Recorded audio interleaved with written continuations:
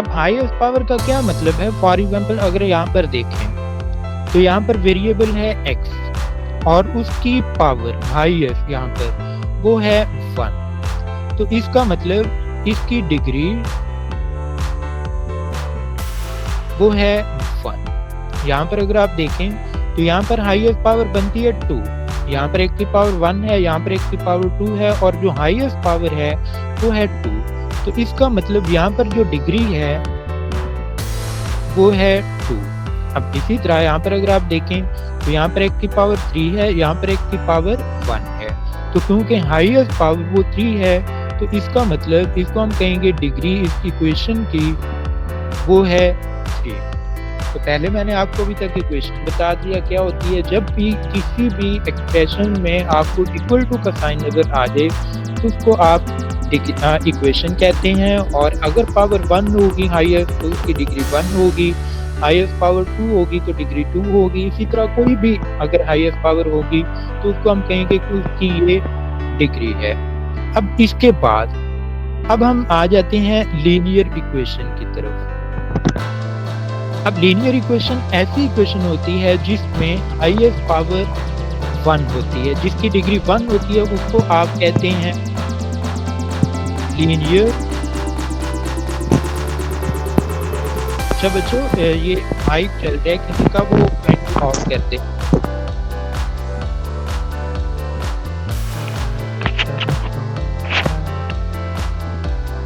अपना mic off करते हैं अगर किसी ने ओपन किया हुआ है तो। ओके, अच्छा जी बच्चों, ऐसी इक्वेशन जिसकी डिग्री 1 हो उसको हम कहते हैं लीनियर इक्वेशन। मैं नेक्स्ट भी बता देता हूँ, जिसकी डिग्री 2 होती है उसको आप कहते हैं क्वाड्रेटिक इक्वेशन। इसी तरह अगर 3 डिग्री है तो उसको क्यूबिक इक्वेशन कहते हैं, अप टू सो ऑन। लेकिन आज क्योंकि हम पढ़ रहे हैं लीनियर इक्वेशन को, तो इसका मतलब ये है ऐसी इक्वेशन जिसकी डिग्री 1 होगी उसको आप कहते हैं लीनियर इक्वेशन। अब मैं इसकी जनरल फॉर्म भी यहाँ पे राइट कर देता हूँ। पहले राइट कर देता हूँ लीनियर इक्वेशन। पहली बात तो आपको समझ आ गई कि ये ऐसी इक्वेशन होती है जिसकी डिग्री 1 होती है। अब इसके बाद इसकी जो जनरल फॉर्म है वो है ax plus b equal to 0।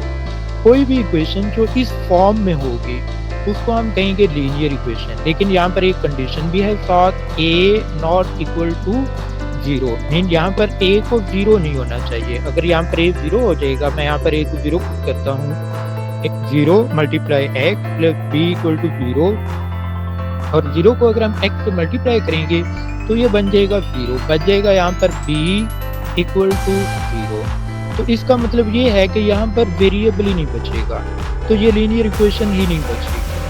तो इसका मतलब a को यहाँ पर 0 नहीं होना, और जो भी हमारे पास इस फॉर्म में इक्वेशन होगी उसको हम कहेंगे लीनियर इक्वेशन। सबसे पहले तो हमने डेफिनेशन देख ली कि लीनियर इक्वेशन क्या होती है। उसके लिए पहले हमने इक्वेशन को डिफाइन किया, डिग्री को डिफाइन किया, फिर हमने उसके बाद डिफाइन किया कि लीनियर इक्वेशन क्या होती है। और ये ऐसी इक्वेशन होती है जिसमें वेरिएबल की हाईएस्ट पावर वो होती है 1। अब इसके बाद हम यहाँ पर डिस्कस करते हैं सॉल्यूशन। किसी भी इक्वेशन का अगर हमने सॉल्यूशन फाइंड करना है तो इसका क्या मतलब है? इसका मतलब हमने x की वो वैल्यू फाइंड करनी होती है वेरिएबल की जिसके लिए इक्वेशन ट्रू होगी। फॉर एग्जांपल मैं यहाँ पे राइट करता हूँ x प्लस 2 इक्वल टू 9। अब ये आप जानते हैं लीनियर इक्वेशन है, क्योंकि यहाँ पर x की पावर 1 है तो ये लीनियर इक्वेशन है। अब यहाँ पर अगर आप गौर करें, x की जगह पे अगर हम 7 पुट करते हैं, 7 प्लस 2 इक्वल टू 9, और 7 प्लस 9 ये 2 बन जाएगा 9 इक्वल टू 9। अब ये देखें 9 वाकई 9 के इक्वल होता है, तो इसका मतलब ये क्या हुई, स्टेटमेंट ट्रू होगी। तो इसका मतलब अगर हम x की जगह पे 7 वैल्यू लेते हैं तो ये इक्वेशन ट्रू है। तो इसका मतलब 7 इस इक्वेशन का सॉल्यूशन है। मैं एक और मिसाल यही लेता हूँ, मैं यहाँ पर एक की और वैल्यू पुट करता हूँ। फॉर एग्जाम्पल एक की वैल्यू 8 पुट कर देता हूँ, 8 प्लस 2 इक्वल टू 9। अब 8 प्लस 2 होता है 10 इक्वल टू 9। तो अब 10 9 के इक्वल नहीं होता, दोनों डिफरेंट नंबर्स हैं। तो इसका मतलब ये क्या स्टेटमेंट है, फॉल्स स्टेटमेंट है।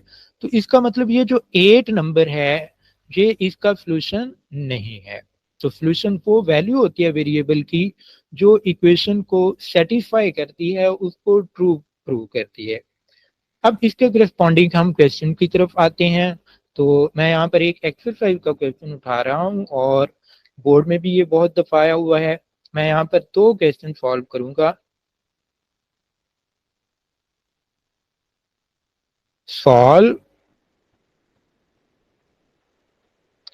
और क्वेश्चन यहाँ पर है 12x प्लस 30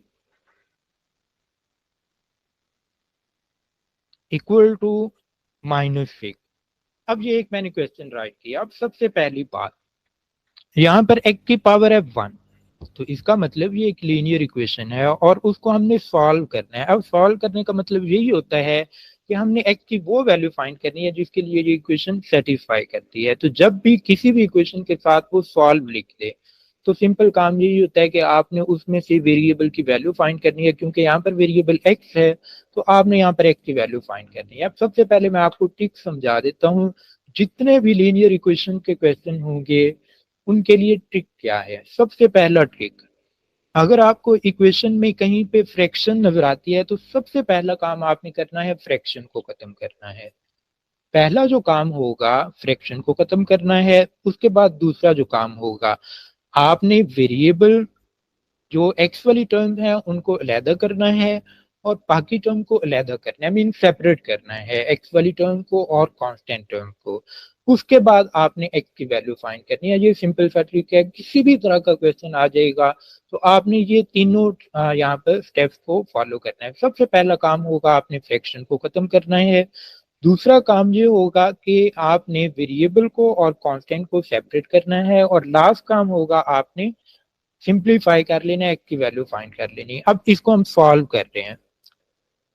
अब यहाँ पर सबसे पहला मैंने आपको स्टेप बता दिया है कि आपने फ्रैक्शन को खत्म करना है। अब इस क्वेश्चन में आपको कहीं पे फ्रैक्शन नहीं नजर आ रही, तो इसका मतलब पहला स्टेप करने की जरूरत ही नहीं, वो ऑलरेडी यहाँ पर अप्लाई है। अब हम सेकंड स्टेप की तरफ आते हैं और वो क्या है, हमने वेरिएबल वाली टर्म को अलहदा करना है और कांस्टेंट टर्म को अलहदा करना है। तो मैं यहाँ पे राइट करता हूँ 12x। अब ये कांस्टेंट टर्म है, इसको हम दूसरी साइड पे लेके जाएंगे। तो इक्वल टू मैं राइट करता हूँ, -6 राइट करता हूँ, ये इस साइड पे प्लस हो रहा है, ऑन अदर साइड हो जाएगा माइनस। तो इस तरह 12x -6 -30, ये हम जानते हैं -36 होता है। अब यहाँ पर देखें x के साथ अभी 12 मल्टीप्लाई हो रहा है, इसको हमने सिंप्लीफाई करना है। तो 12 अगर इस साइड पे मल्टीप्लाई हो रहा है तो दूसरी साइड पे जाके ये हो जाएगा डिवाइड। तो इस तरह x इक्वल टू आ जाएगा -36 डिवाइड बाय 12। अगर हम 12 को 36 पे डिवाइड करें तो ये बन जाएगा -3। तो इसका मतलब यहाँ से हमने x की जो वैल्यू फाइंड की वो आ गई -3। अब ये हमने x की वैल्यू फाइंड कर ली। अब हम चेक करते हैं कि क्या वाकया ये इस इक्वेशन को सेटिस्फाई करता है या नहीं। तो मैं यहाँ पे नेक्स्ट राइट कर रहा हूँ चेक। जहां पे भी x है वहां पे हमने पुट करना है x की वैल्यू आई जो -3।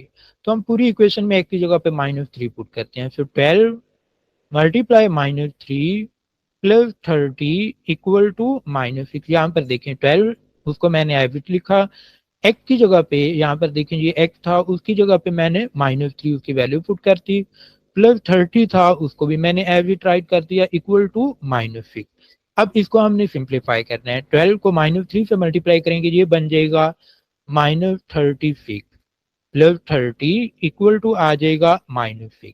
अब -36 प्लस 30 ये बन जाएगा -6 और दूसरी साइड पे भी देखें तो क्या है -6 है। तो यहाँ पर देखें -6 वाकई -6 के इक्वल है। तो इसका मतलब ये स्टेटमेंट, तो हम देख सकते हैं जो हमने x की वैल्यू फाइंड की है ना वो इस इक्वेशन को सेटिस्फाई कर रही है। तो इसका मतलब ये इसका सॉल्यूशन है। मैं यहाँ पे राइट करता हूँ, सॉल्यूशन को लिखते किस तरह है, एफ मीन सॉल्यूशन सेट, फिर इक्वल टू राइट करते हैं, फिर सेट राइट करते हैं। उसमें देखें x की वैल्यू -3 है तो यहाँ पे मैं -3 लिख दूंगा। तो ये हमारे पास आ गया सॉल्यूशन सेट। ये मैंने आपके सामने एक एग्जांपल को सॉल्व किया है। अब इसके बाद मैं एक और क्वेश्चन, इससे थोड़ा सा मुश्किल लिखता हूँ, तो मैं यहाँ पे राइट करता हूँ एक और क्वेश्चन।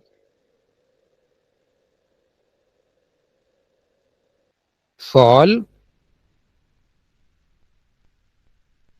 और यहाँ पर मैं लिख रहा हूँ x-2 डिवाइड बाई 2 और plus x+10 divide by 9 equal to 5। अब यहाँ पर देखें तो यहाँ पर भी x की जो पावर बनती है ना वो 1 बनती है। तो इसका मतलब ये लीनियर इक्वेशन है और इसको हमने सॉल्व करना है। सॉल्व करने का मतलब यही है कि हमने यहाँ से भी x की वो वैल्यू फाइंड करनी है जिसके लिए ये इक्वेशन ट्रू है। अब यहाँ पर सबसे पहला काम, मैंने आपको ट्रिक्स पहले ही बताए हैं, सबसे पहला काम मैंने आपको बताया था कि जहां पे भी आपको फ्रैक्शन नजर आएगी आपने उसको खत्म करना है। अब यहाँ पर देखें फ्रैक्शन में 2 और 9 है और फ्रैक्शन को खत्म करने के दो तरीके हैं। एक है तरीका एल्शियम जो आपने पहले पढ़ा हुआ है बहुत दफा। दूसरा मेथड उससे भी सिंपल मैं आपको बताने लगा हूँ, जो भी डिनोमिनेटर में होता है उनके प्रोडक्ट से आप सबको मल्टीप्लाई कर देते हैं, तो इस तरह भी फ्रैक्शन खत्म हो जाती है। आप एल्शियम ना लें। अब यहाँ पर देखें डिनोमिनेटर में यहाँ पर 2 है, यहाँ पर है 9, तो अगर आप 2 को 9 से मल्टीप्लाई करें तो बन जाएगा। तो आप सारी टर्म को 18 से मल्टीप्लाई कर दें। मैं यहाँ पे राइट करता हूँ multiply by 18 on both side. मैं इस साइड पे भी 18 को मल्टीप्लाई करता हूँ प्लस इस टर्म को भी सारी को मल्टीप्लाई करूंगा 18 से इक्वल टू 18 मल्टीप्लाई बाय 5। अब यहाँ पर इसका क्या फायदा होगा, यहाँ पर x+10 डिवाइड बाय 9 था। अब ये 2 18 से कैंसिल होता है और 2 9 18 होता है। यहाँ पर 9 को कैंसिल करेंगे 18 से तो यहाँ पर बच जाएगा 2। तो इस तरह यहाँ पर देखें यहाँ से भी फ्रैक्शन खत्म होगी, यहाँ से भी फ्रैक्शन खत्म होगी। अब हम बाकी जो चीजें बच गई उसको हम राइट करते हैं। 9 बचा मल्टीप्लाई x-2 प्लस, अब यहाँ पर देखें तो ये भी मल्टीप्लाई हो रहा है, सो 2 मल्टीप्लाई x+10 इक्वल टू 18 को 5 से मल्टीप्लाई करेंगे, सो वी गेट आंसर 90।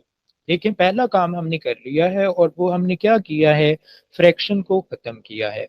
अब उसके बाद ये मल्टीप्लाई हो रहा है, पहले हम इनको मल्टीप्लाई कर लेते हैं। 9 को x से मल्टीप्लाई करेंगे 9x आ जाएगा, फिर 9 को -2 से मल्टीप्लाई करेंगे, सो वी गेट आंसर -18। अब 2 भी इन दोनों से मल्टीप्लाई हो रहा है, पहले 2 को x से मल्टीप्लाई किया 2 और उसके बाद 2 को 10 से मल्टीप्लाई करेंगे, so we get answer 20 equal to आ गया 90। ये हमने फ्रैक्शन खत्म करके उसको सिंप्लीफाई कर लिया। उसके बाद दूसरा काम मैंने आपको बताया था, आपने जो वेरिएबल होंगे उनको अलहदा करना है, वो वाली टर्म को, बाकी टर्म को अलहदा करना है। अब यहाँ पर देखें ये एक वेरिएबल वाली टर्म है और एक ये है, तो मैं इनको अलहदा करता हूँ। 9x ये इस साइड पे प्लस हो रहा है तो दूसरी ये एफ भी ट्राइड कर देते हैं। अब बाकी टर्म एक्स के बगैर हैं, इनको हम दूसरी साइड पे ले जाएंगे। तो इस साइड पे 90 पहले ही है, ये -4 है, दूसरी साइड पे ये हो जाएगा प्लस, ये प्लस हो रहा है 20, दूसरी साइड पे ये हो जाएगा माइनस। अब 9x+2x हम जानते हैं 11x होता है इक्वल टू 90 प्लस 18 -20। आप इसको कैलकुलेटर पे भी लिख सकते हैं या फिर 18 -20 -2 हो जाएगा और 90 -2 वो बन जाएगा 88। अब 11x इक्वल टू आ गया 88, हमें चाहिए x, तो मैं यहाँ पे नेक्स्ट राइट कर रहा हूँ x इक्वल टू, अब देखें x के साथ 11 मल्टीप्लाई हो रहा है तो दूसरी साइड पे ये 11 जाके डिवाइड हो जाएगा, तो ये बन जाएगा 88 डिवाइड बाय 11। तो इस तरह x की वैल्यू जो आएगी 88 को 11 पे डिवाइड करेंगे तो वी गेट आंसर 8। तो हमने इस तरह से देखें x की वैल्यू फाइंड की। अब इसके बाद यहाँ पर देखें मैंने आपको ये बता दिया कि सॉल्यूशन जब हम सॉल्व कर रहे होते हैं, x की वैल्यू फाइंड कर रहे होते हैं, तो उसका मतलब ये होता है ये ऐसी वैल्यू होती है जो इक्वेशन को सेटिस्फाई करती है। अब आपने ये चेक करना है कि क्या अगर हम x की वैल्यू 8 इसको हम इसमें पुट करें तो क्या ये इक्वेशन सेटिस्फाई होती है या नहीं, क्या दोनों साइड पे जो टर्म है वो इक्वल हैं या नहीं। तो इस तरह से सबसे पहले हमने डिफाइन किया कि लीनियर इक्वेशन क्या होती है, और उसके लिए पहले हमने इक्वेशन को डिफाइन किया, डिग्री को डिफाइन किया, फिर उसके बाद हमने सॉल्यूशन देखा कि क्या होता है, और इसके करस्पॉन्डिंग हमने ये दो क्वेश्चन को सॉल्व किया है। और इसके बाद जो बाकी क्वेश्चन हैं, अभी मैंने आपको ये एक काम दिया छोटा सा टास्क, आपने ये चेक करना है कि क्या आप एक की जगह पे अगर -8 पुट करते हैं तो क्या ये इक्वेशन सेटिस्फाई होती है या नहीं। तो ये आज का आपका काम था जो हमने डेमो में किया है, और अगर आपका कोई क्वेश्चन है तो वो आप अभी पूछ सकते हैं।